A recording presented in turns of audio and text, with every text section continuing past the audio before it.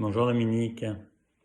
À t'écouter ce matin, j'ose pas dire t'écouter religieusement, à attendre ce petit bonheur pour commencer la journée, il semble bien que l'absence de soleil te profite merveilleusement.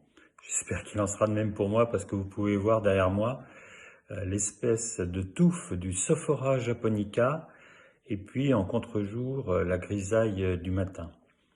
Et du coup, cette absence de soleil, tu nous en fais profiter. Puis il y a toujours eu une méfiance au soleil aussi. Je pense à ces vers de Paul Valéry, alors évidemment je vais mal les transcrire, mais qui parlait du soleil comme d'une faute éclatante, et il ajoutait « Tu gardes les cœurs de connaître que l'univers n'est qu'un défaut dans la pureté du non-être. » La pureté du non-être. Donc, on évite. Tu as vraiment bien fait. Tu as parfaitement choisi ton moment. Il n'y a vraiment pas de hasard.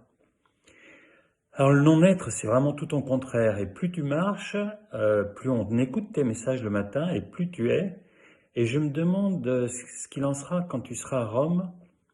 Finalement, me dis que tu seras celui qui est. Bon, sérieux ennemi. Ce message est un message de proximité qui passe par la haie qui est au bout du jardin, et puis derrière moi, un peu plus loin, un champ au blé complètement gonflé par l'eau, et le champ qui attend le fauchage prochain pour ensuite aller rentrer dans la merveilleuse préparation, la fermentation dans le pain. Et puis la proximité parce que je suis ce matin à Anvilliers, pas très loin de l'endroit où tu te trouves, pas loin d'autres villages qui ont des jolis noms comme Boulogne-la-Grasse, Conchy-les-Paux. On n'est pas très loin de Rollo non plus. Je te suggérerais bien, là où tu te trouves, d'aller à Noyon, tu y as sans doute pensé, c'est un peu moins d'une dizaine de kilomètres, peut-être connais-tu la ville. Là aussi, c'est un lieu très étonnant, chargé, un lieu qui a poussé dans cette terre, où il y a cette jolie place du Parvis en face de la cathédrale célèbre, puisque c'est celle des premiers âges gothiques, l'âge des pèlerinages par excellence, où l'homme commençait à vouloir regarder en haut, et peut-être un peu trop en haut, en oubliant où ses pieds étaient posés.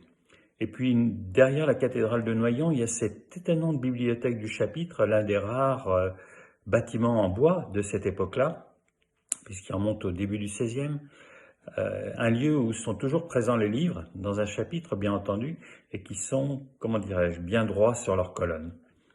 Alors ici, derrière moi, dans tout l'endroit que tu parcours, les champs ont été semés du sang des hommes. La terre, elle est pleine comme les cœurs sont pleins dans cette région. Et on comprend avec toi que le parcours du pèlerin ouvre les sens vers l'esprit, les sens eux-mêmes deviennent spirituels. C'est sans doute l'un des apports, l'une des transformations les plus fortes du pèlerinage. Finalement, tu nous auras relativement peu parlé de ton corps. Merci de tous ces messages qui disent beaucoup. Tu nous montres, et c'est ce que je retiendrai d'abord, que le pèlerin va vers la vie. Je t'embrasse, à très bientôt.